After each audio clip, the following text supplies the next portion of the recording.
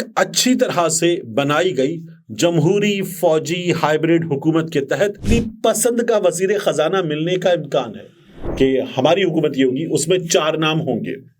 وہ چاروں نام میں آپ کو بتا دیتا ہوں. جس کو فتنہ کہتے تھے وہ اب سیاست میں سیاہ و سفید طے کر رہا ہے.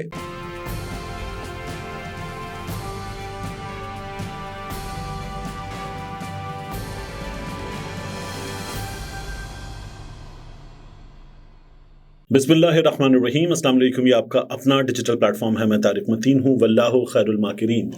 اللہ سب سے بہتر تدبیر فرمانے والا ہے. اس کی تدبیر تمام تدابیر کی امام ہے اور وہی بچائے گا میرے دیس کو بلاؤں سے جو بارش میں شجر سے گھونسلے گرنے نہیں دیتا انشاءاللہ. اب اس ویڈیو کے موضوعات کی بات کریں کہ شہباز شریف کی حکومت نہیں بنے گی. اس میں ایک چھوٹا سا ٹویسٹ ہے لیکن اصل کہانی یہی ہے کہ حکومت شہباز شریف کی نہیں بنے گی. ابھی میں آپ کے سامنے اس کی ڈیٹیلز بھی رکھتا ہوں لیکن درخواست یہ ہے کہ اس خاکسار کو اس ناچیز کو سبسکرائب کیجئے. ساتھ ہی سبسکرائب کیجئے الگ نیوز کو. بیل آئیکن کا بٹن جو ہے وہ پریس کر دیجئے اور پھر اس کے بعد ہمارے نوٹیفیکیشن آپ کو مل جائیں گے. ویسے آئیکن اور بٹن ایک ہی چیز ہوتا ہے نا, لیکن ٹھیک ہے. اب یہ آگے بڑھ کر اس ویڈیو کے موضوعات کی بات کرتے ہیں. شہباز شریف کی حکومت کیسے نہیں بنے گی؟ یاد کیجئے میں نے ہر بار آپ سے یہاں بیٹھ کر بھی اور الگ نیوز پر بھی ایک بات کہی ہے کہ جو کچھ ہو رہا ہے, جبر کی فضا کہیں, روکنے کی کوشش کہیں, دبانے کا عمل کہیں, یہ سب کچھ کیا ضروری ہے؟ کیونکہ حکومت کسی کی بھی بن جائے لیکن جو ہونا ہے وہ ہونا ہے, جو کرنا ہے وہ کرنا ہے. تو پھر یہ سب کچھ کیوں ہو رہا ہے میں یہ سمجھنے سے قاصر تھا. تو اب کچھ اندازہ آپ کو ہو رہا ہے. جس طرح سے لوگوں نے اپنا فیصلہ دیا ہے, جس طرح سے لوگوں نے تمام تر حربوں کو ناکام کیا ہے, اس سے آپ کو سمجھ میں آتا ہے کہ یہ تمام چیزیں کیوں ضروری تھیں اور تمام لوگ مل کر یہ ایفرٹ کیوں کر رہے تھے. تو شہباز شریف کی حکومت کیوں نہیں بنے گی, پہلے اس کی بات کرتے ہیں. دیکھیے, شہباز شریف وزیر اعظم بن جائیں گے, پاکستان پیپلز پارٹی ان کو ووٹ دے دے گی, بعد میں جب کبھی ضرورت پڑے گی تو ووٹ دے کر سپورٹ بھی دے دے گی, بیساکھیاں لگا دے گی, لیکن شہباز شریف کی حکومت نہیں ہوگی. کامران خان صاحب نے ایک سیدھی بات کی ہے. کامران خان صاحب کھل کے کہتے ہیں کہ ہائبرڈ فوجی جمہوری نظام, ہائبرڈ فوجی جمہوری نظام چلے گا.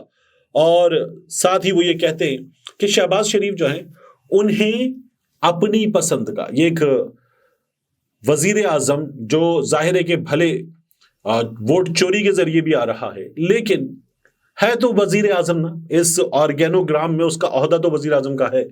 اس کا کیسا مذاق اڑایا جا رہا ہے کہ انہیں اپنی پسند کا وزیر خزانہ ملنے کا امکان ہے. کامران خان صاحب کہتے ہیں وہ سب اچھا ہے جو اچھا ختم ہو جائے, یعنی وہ جو all is well that ends well, یہ اس کا ترجمہ ہے. آگے کہتے ہیں انتخابی بخار تیزی سے کم ہو رہا ہے. الیکشن کوئی تعجب نہیں لایا, ویسے لایا, کوئی بڑے جھٹکے نہیں لگے. بالکل جیسا کہ میں آپ کو متعدد بار بتا چکا ہوں, پی ٹی آئی کو زبردست عوامی پذیرائی ملی, یہی تو سب سے بڑا جھٹکا ہے خان صاحب. آگے لکھتے ہیں سب سے اہم بات, شہباز شریف کی قیادت میں مخلوط حکومت توقع کے مطابق تشکیل دی جا رہی ہے. جیسے میں نے عرض کیا تھا, آصف علی زرداری پاکستان کے اگلے صدر بننے جا رہے ہیں. مریم نواز شریف پنجاب کی نئی وزیر اعلیٰ ہوں گی. پاکستان اب ایک اچھی طرح سے بنائی گئی جمہوری فوجی ہائبرڈ حکومت کے تحت معاشی بحالی اور ترقی کے لیے ایک نئی مہم شروع کرنے کی تیاری کر رہا ہے. یعنی کامران خان صاحب بتا رہے ہیں جو ہوا ہے ایسے ہی ہوا ہے, بس ہو گیا ہے, لے لیجئے, ٹیک اٹ اور لیو اٹ. ایک اچھی طرح سے بنائی گئی جمہوری فوجی ہائبرڈ حکومت کے تحت معاشی بحالی اور ترقی کے لیے نئی مہم شروع کرنے کی تیاری کر رہا ہے. کوئی سرپرائز نہیں. اسپیشل انویسٹمنٹ فیسیلیٹیشن کاؤنسل, معیشت کے اہم معاملات خاص طور پر نجکاری 1, توانائی کی اصلاحات 2, کارپوریٹ فارمنگ 3, کان کنی 4 اور معدنی ترقی کے بارے میں حتمی رہنمائی جاری رکھے گی. 5. اچھا, کامران خان صاحب اس سے آگے کہتے ہیں میں اقتصادی نظام کی اس خالص جمہوری فوجی ہائبرڈ نظام میں سیاسی حکومت سے اہم معاشی اہمیت کے معاملات میں کسی سیاسی مداخلت کی توقع نہیں کر رہا. یعنی کامران خان صاحب یہ کہہ رہے ہیں کہ یہ جو حکومت ہے یہ حکومت کچھ نہیں کرے گی اور جو طے ہے ویسے ہی چلتا رہے گا. تو کامران خان صاحب وہی جو میں کہتا ہوں, ٹیک اٹ اور لیو اٹ, لینا ہے تو لو, نہیں تو بھاڑ میں جاؤ, یہ بتا رہے ہیں. اب خان صاحب آگے اس معاملے میں ہمیں کیا بتاتے ہیں. وہ یہ کہتے ہیں بہت اہم بات یاد رکھنی ہے کہ صدر مملکت آصف علی زرداری صرف ایک دکھاوے کے صدر مملکت نہیں ہوں گے. گویا وہ صدر عارف الوی نہیں ہوں گے، بلکہ وزیر اعظم شہباز شریف اور chief of army staff general Asim Munir کے ساتھ امور مملکت چلانے میں ایک فعال شراکت دار ہوں گے. تو یہ جو کامران خان صاحب کہہ رہے ہائیبریڈ فوجی جمہوری حکومت، اس میں زرداری صاحب کا یہ رول ہوگا. وزیر اعظم شہباز شریف کی حلف برداری سے قبل ہی یہ فیصلہ کیا گیا ہے کہ پاکستان طویل مدتی توسیعی فنڈ سہولت EFF کے لیے تیزی سے IMF سے مذاکرات کرے گی.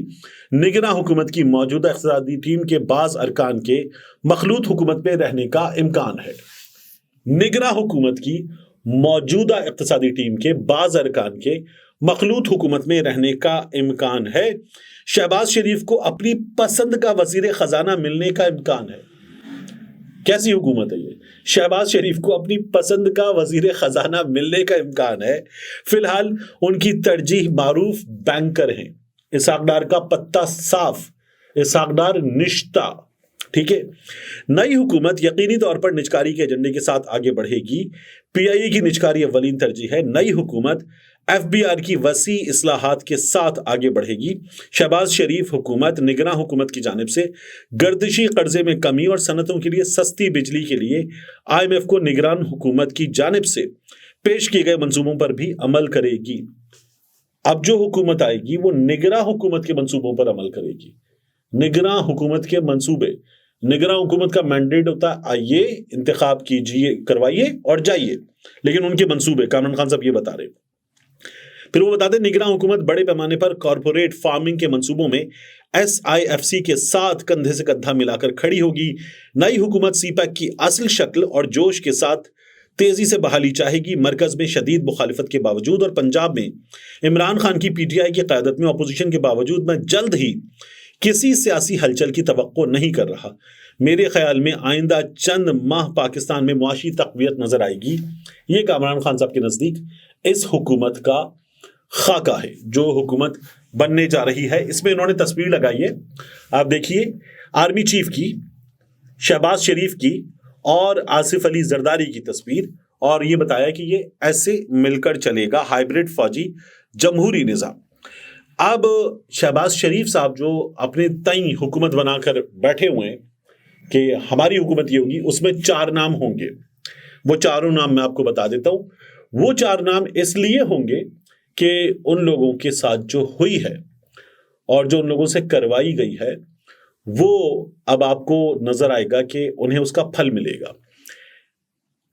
اس میں مشیر کا عہدہ بھی ہو سکتا ہے، کوئی اور ذمہ داری دی جا سکتی ہے، کوئی اہم زبردست قسم کا پورٹ فولیو دیا جا سکتا ہے کسی ایک سائٹ پر، کوئی چیئرمین شپ دی جا سکتی ہے، کچھ مل سکتا ہے. رانا ثناء اللہ کو 1، خواجہ سعد رفیق کو 2، خرم دستگیر کو 3، میاں جاوید لطیف کو 4.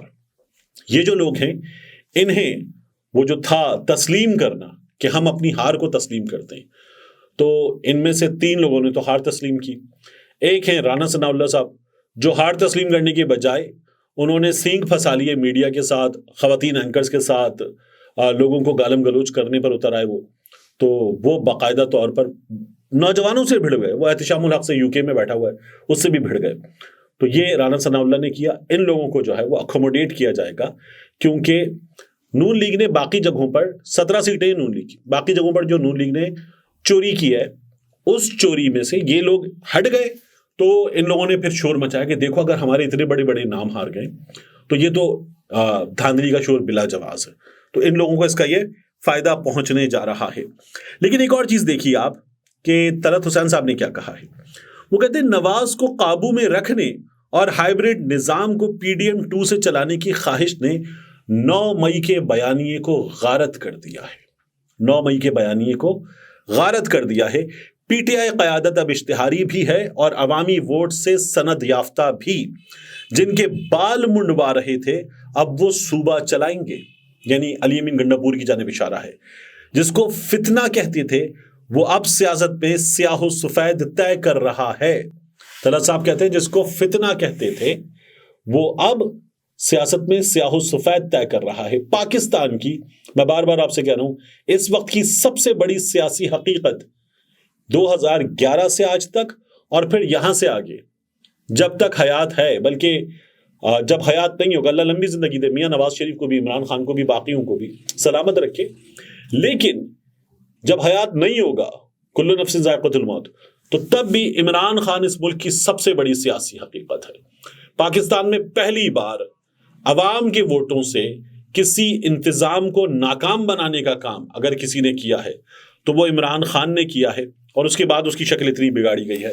تو یہ عمران خان جو ہے اس نے کر کے دکھایا، نگراں حکومت نون لیگ کی بی ٹیم بن کے، الیکشن کمیشن نون لیگ کی بی ٹیم بن کے جس طرح سے کام دکھا رہے تھے، دکھا رہے ہیں، اور ابھی اور دکھائیں گے، اس سب کو عمران خان نے سنگل ہینڈڈلی ناکام بنا کر دکھایا ہے، اور یہ عمران خان کی کامیابی ہے۔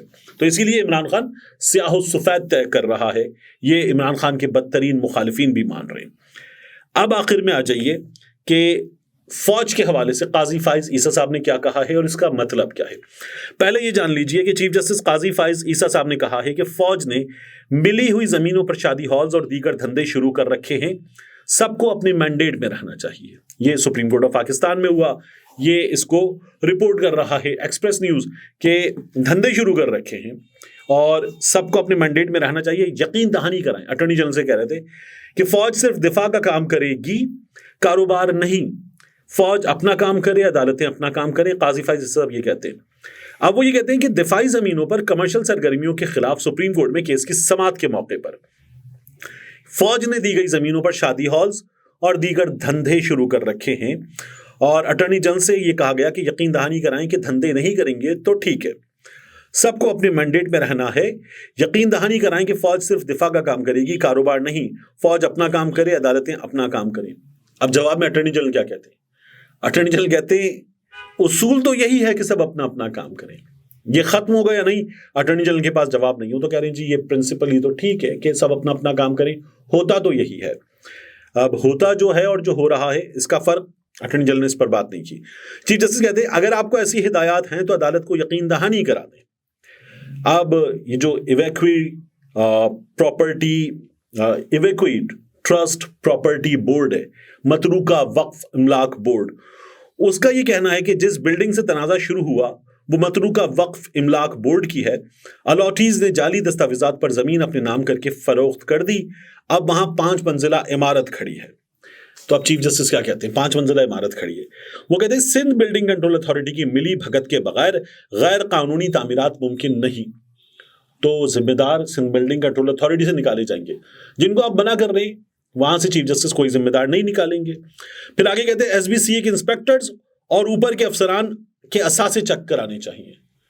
جن کے خلاف آپ بات کر رہے ہیں کہ وہ یہ کاروبار بند کر دیں، ان کے خلاف کیا کچھ کر رہے ہیں چیف جسٹس صاحب؟ پھر آگے وہ یہ کہتے ہیں کہ آمدن سے زائد تمام اثاثوں سے رقم مسمار کی گئی عمارت کے رہائشیوں کو ملنی چاہیے۔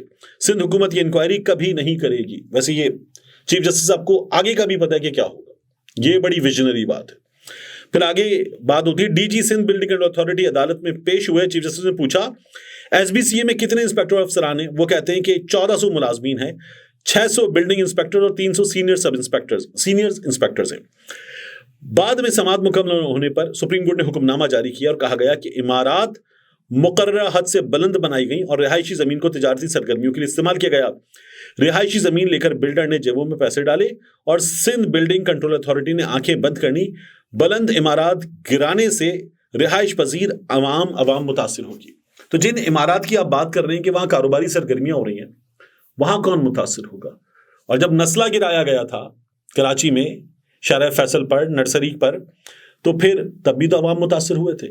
تو تب اگر ٹھیک تھا تو اب غلط کیوں ہے، اور یہ کام باقیوں کے ساتھ کیوں نہیں ہو سکتا؟ چیف جسٹس صاحب جو ہے وہ یہ بھی نہیں بتا سکے ہیں۔ اور پھر سندھ بلڈنگ کنٹرول اتھارٹی سے جواب مانگا جا رہا ہے، اس سے آگے جواب کب مانگا جائے گا یہ بھی عدالت ہمیں بتانے سے قاصر ہے۔ ملتے ہیں انشاءاللہ آپ سے اگلی ویڈیو میں۔